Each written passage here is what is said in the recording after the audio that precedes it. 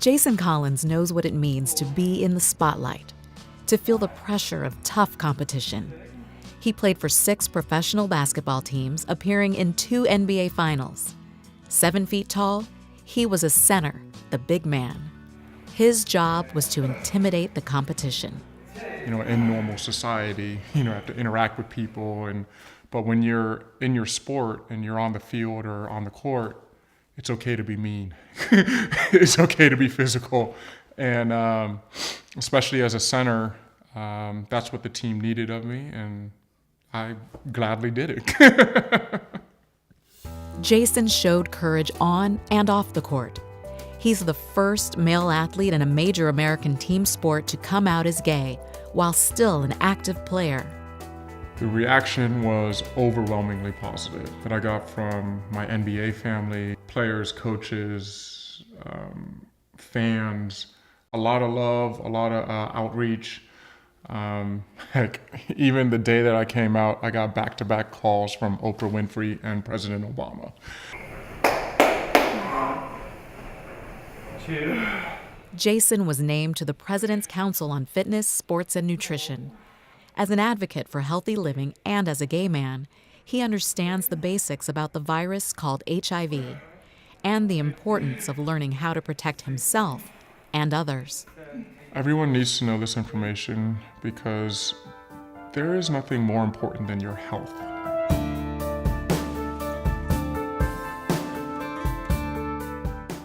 I'm a Black, gay, Christian, HIV-positive male, and I am unapologetic about all of those things. When Tyson got the news that he had been infected 5 years ago, he relied on his faith and his intellect. I read everything that I could. I listened to everyone that I could. I found out as much information as possible to empower myself. I feel like knowledge is power. HIV stands for Human Immunodeficiency Virus. Being HIV positive means the virus is in your body. HIV is a very tricky virus in that it uniquely, unlike other viruses, attacks and kills the immune cells in our bodies, the cells that are responsible for fighting off infections and protecting us from infections. The main cells that are attacked are called CD4 cells, part of the immune system that fights off disease. It can take years for an infected person to feel symptoms, and all that time, he or she could be infecting others. One of the most concerning problems about the spread of HIV infection from one person to the other is that oftentimes this is caused by individuals who have never been tested and don't know they're HIV positive. You have a responsibility to yourself, but also to the people, your partners that you're with, to know your status. That's why it's important to get checked. Pablo got checked when he was 17, attending a youth sexual health event. The first test, a swab of saliva from his mouth, indicated he needed a follow-up blood test. That's when the diagnosis was confirmed by a compassionate nurse. She sat down with me and she held my hand as I was starting to break down a little bit, and she said, Pablo, you're gonna be okay. Pablo had supportive friends and family. He got the health care he needed and found his voice telling other teens about the importance of getting tested, getting treatment, and understanding how the virus is spread. HIV is still a public health challenge because it's not stopped spreading through people in the United States. HIV is passed through blood, semen, or vaginal secretions. The most common way to become infected with HIV is by having unprotected anal or vaginal sex with an infected partner. HIV is also spread through sharing needles used for injecting drugs, oral sex, or breast milk passed to babies during feeding. Left untreated, HIV can cause the disease called AIDS, or acquired immunodeficiency syndrome.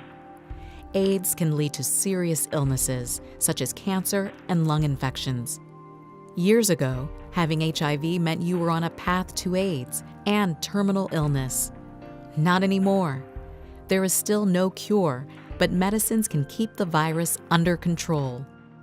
Today, HIV is no longer a death sentence. It is a treatable infection.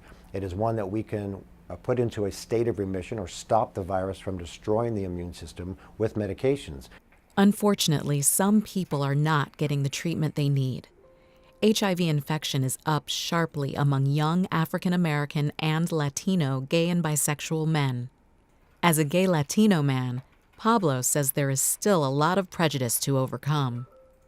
I believe in the Latino community there are, I feel like, a lot of challenges when it comes to HIV/AIDS that I have not experienced myself, but because of all of the stigma towards homosexuality, it prevents, it enables of people not getting tested and not even want to be seen walking into an HIV/AIDS specialized clinic. Also of concern, about 1 in 4 new infections is a woman, and this is something that many people don't understand. HIV is not a infection or disease just of men. Hey, Charles. Hi, How are you? great. I've been living with HIV since 1989. HIV is just one of many challenges Sabrina has faced in her life. She was first told she had the virus when she was pregnant 28 years ago, but she did nothing about it. I was in denial for a period of 11 years, a very dark and deep denial. I was a person who used crack cocaine, and I never, ever talked about being HIV positive. She only began talking about it when she went into treatment for her drug use. She needed to get clean to get her children back from foster care. She found other women in the program were very open about their status. And they didn't seem to be ashamed, So I no longer wanted to be ashamed of being HIV positive, and I wanted to learn more. Sabrina discovered an organization of women helping women to understand about their risk for HIV and get the treatment they need. They continued to work with me and educate me, and they just loved me until I learned how to love myself. Her 5 children are grown and healthy, even the 3 youngest, who were born with HIV. Sabrina works for the same organization that turned her life around. Thank you for calling the Women's Collective. This is Sabrina. How can I direct your call? And now, my life has a purpose and a direction. I work with other women, assisting them also in rebuilding their lives.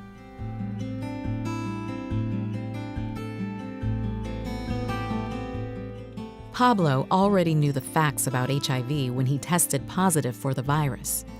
Even so, the diagnosis was overwhelming. I knew I wasn't going to die, but I was breaking down in my car for like 2 hours, just wondering if I'm ever going to be able to get in a relationship again. It can be devastating to find out you now have a medical condition to manage. But if you ask for help and talk about it with people who understand HIV, you'll find there is lots of help available. Groups that focus on HIV and AIDS awareness can help you find a healthcare professional who has experience treating HIV. Hey, Hi. Pablo, how are you? Dr. Hardy, how's it going? Thanks for coming by. It's Yeah, good to see sure. you again. It's a safe space to be honest, to be truthful, completely truthful, because that's the only way that you're going to get the best care. Anyway. You also need to be able to talk honestly and openly with your sexual partners about how to be safe. This includes using latex condoms correctly and every time someone has sexual intercourse, and if someone uses drugs, to never share needles or syringes. Pablo finds having a conversation about HIV status is easier before intimacy. It is just so important to sort of figure that out and have that down. How am I going to have fun, but be sure that I can have fun for the long term by, you know, having those uncomfortable, awkward conversations with your partner. It's worth it. When it comes to your sexual health, it's a matter of respect and a matter of safety. Respect and safety for your own personal well-being, but also respect and safety for the partners that you have. If you're HIV positive, your partner might talk to a healthcare professional about taking a medicine before exposure, called PrEP, for pre-exposure prophylaxis. Persons who would consider PrEP are those who are at high risk for attaining HIV infection. There is also a medicine that can be taken after exposure, called PEP, for post-exposure prophylaxis. If you have unsafe sex or share a needle with a person who might be HIV positive, find a healthcare professional who offers PEP right away. For PEP to be effective, it really needs to be started as soon as possible. It's always good to take care of yourself, but especially if you are managing HIV. That means getting regular checkups, controlling other health issues, making healthy food choices, and being as active as possible. Tyson finds that good nutrition and regular exercise, along with his faith, keep him feeling positive about being positive. Mental health and physical health is primary key to living with HIV and surviving and thriving. Even with the support of faith, family, and friends, keep in mind you might need help coping with the emotional challenges of managing HIV. Depression is a real problem in many persons who are HIV positive. Therefore, discussing their emotional well-being, such as if they feel depressed, if they need to get help with that, if they need to get medication for that, is a very important part of learning to be more comfortable about talking about HIV infection. If you feel good and you feel good about yourself, you're more likely to stay on a treatment plan.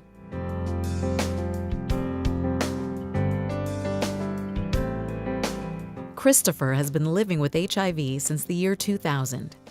He was 24 and had a teaching job in Turkey. When he tested positive there, he was deported. He came home in a state of shock and fear. I was afraid. I thought I was going to die. The number 35 jumped in my head, and I never thought I would see the age of 35. Hey, Christopher, how you doing? Hello, Dr. Hurdy. How are you? Great. Come on in, have a seat. Here in the United States, Christopher got the treatment and support he needed. And through the years and being on meds and treatment and staying healthy, I got to see 35, and I spent my 35th birthday back in Turkey. Today, there are many medications available to fight HIV, used in a treatment plan called antiretroviral therapy. Antiretroviral therapy, or ART, and commonly now called ART, is the combination of medications, or oftentimes called the cocktail of medications that we can now use to effectively treat and suppress HIV infection. The goal is first to reduce the amount of virus in your body, called the viral load, raise the number of CD4 cells to keep your immune system healthy, help prevent HIV-related infections and other illnesses, and reduce, though not eliminate, the chance you will pass the virus to others, including to your baby if you are pregnant. Many studies have shown that the most effective way of stopping transmission of HIV infection from an infected person to an uninfected person is to treat the infected person and suppress their virus to a very, very low level.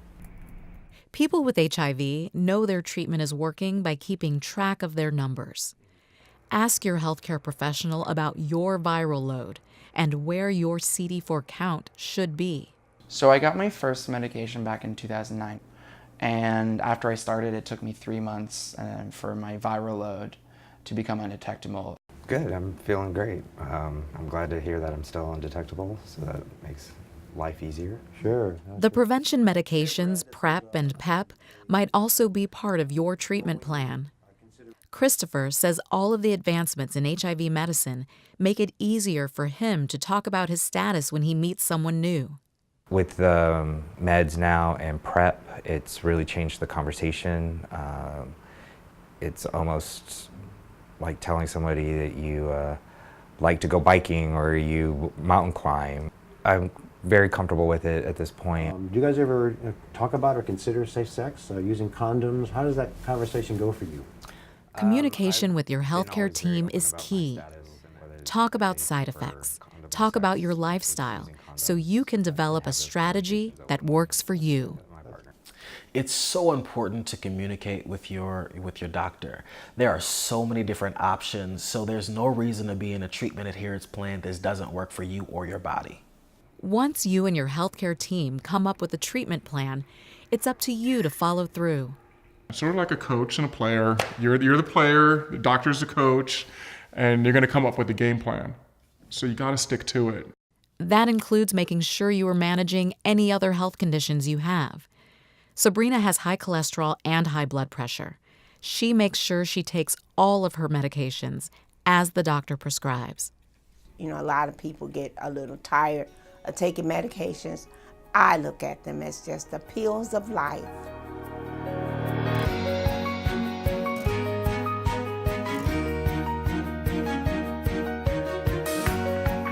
There's really a lot of good news to talk about HIV infection. There's been tremendous success with the advancement and development of treatments that have made HIV a chronic, treatable illness. It's just a matter of you learning how to manage that condition so that you don't get sick. Living with HIV is very different now from how it was many years ago, but you still need to take action to stay healthy. Get tested. Get educated. Get the treatment you need. Learn how to protect yourself and your partners. And that's really the first part of advocating for yourself, is getting the information.